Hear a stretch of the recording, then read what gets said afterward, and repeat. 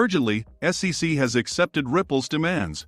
XRP to $40,000. The Securities and Exchange Commission, SEC, and Ripple have agreed on an appropriate remuneration that will cover the costs of the defendant's lawyer to work on an additional expert opinion by Dr.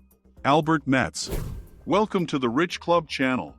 If you liked this video, don't forget to like it and subscribe to the channel. Do you think the analysts are right about XRP? Write the answers in the comments. Giving away 500 XRP at the end of the week.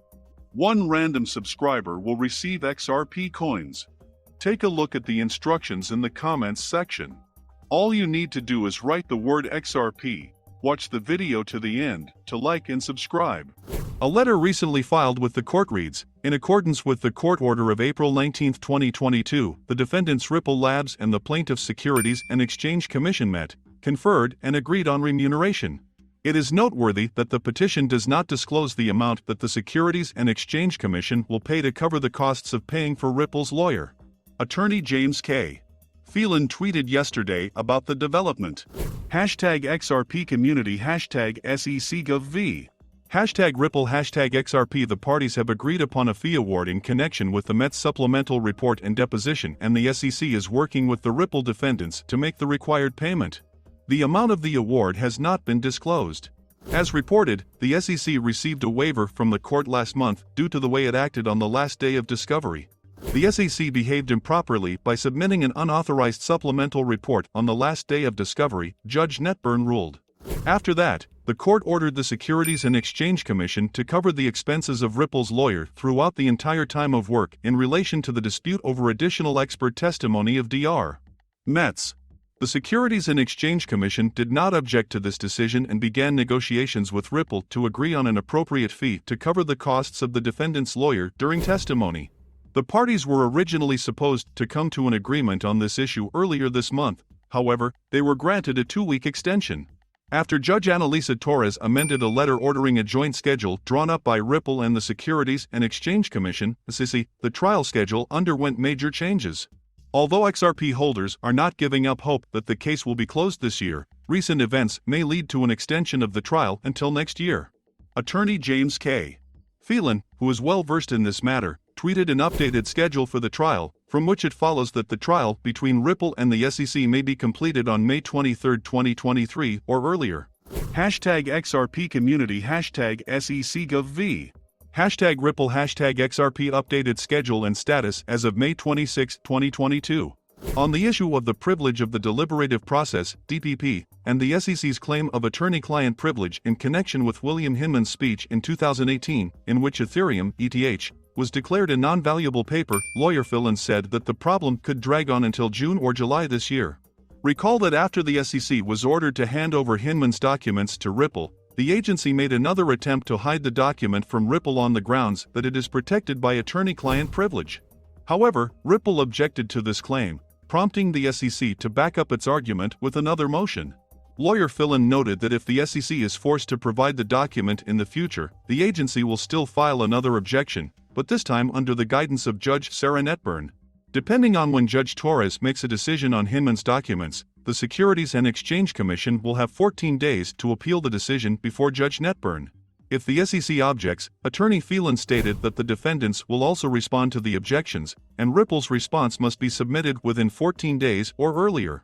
There is also a possibility that either party may request an extension of the deadline for submitting their response, as happened recently.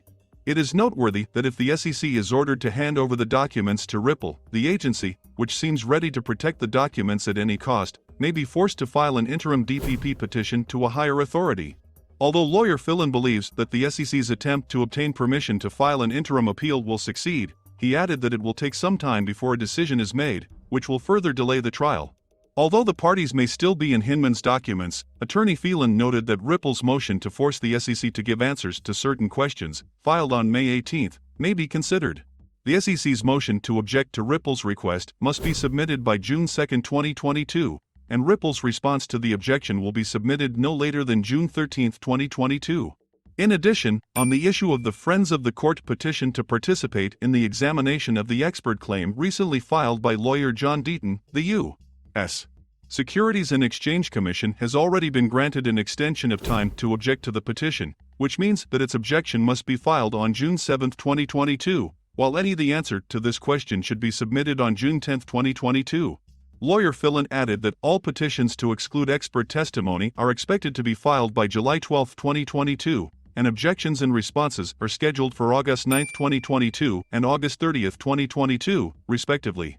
At the same time, petitions for a summary judgment on indisputable facts must be filed by September 13, 2022, and objections and responses to these petitions by October 18, 2022 and November 15, 2022, respectively. After all this, the briefing will be completed, and the cryptocurrency community, especially Ripple, will wait for the final decision on the lawsuit from Judge Torres. Although many believe that the trial may end this year, given the SEC's delaying tactics, there may be some developments that could move the case further next year. Based on these events, Lawyer Phelan concluded that, in his opinion, Judge Torres will make a decision on the petitions of experts and petitions for a final decision no later than March 31, 2023. The U.S. Securities and Exchange Commission informed the court that it plans to file an objection to the request of XRP holders to participate in court as an amici curiae. Amicus curiae, Lat. Friend of the court. The term means a person who assists the court by offering information relevant to the case to the attention of the court, despite the fact that the said person is not a party to the case and is not involved in the case by its direct participants.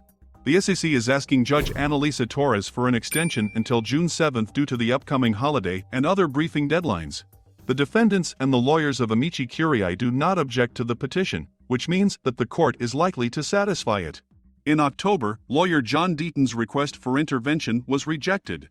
However, the court granted Amici Curiae status to XRP holders, which gives them the opportunity to assist the court. Earlier this May, Deaton asked the court to write a note on behalf of other community members affected by the lawsuit. John Deaton wants to answer the report of one of the SEC experts, Patrick B.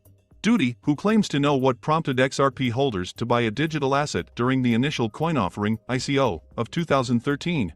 The owners of XRP claim that it is quite difficult to imagine a more relevant issue justifying their participation in the briefing on the testimony of experts.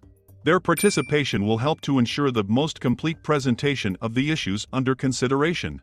The current price of XRP for today you can see yourself on the screens, and the trading volume for 24 hours is $12944366065 US dollars.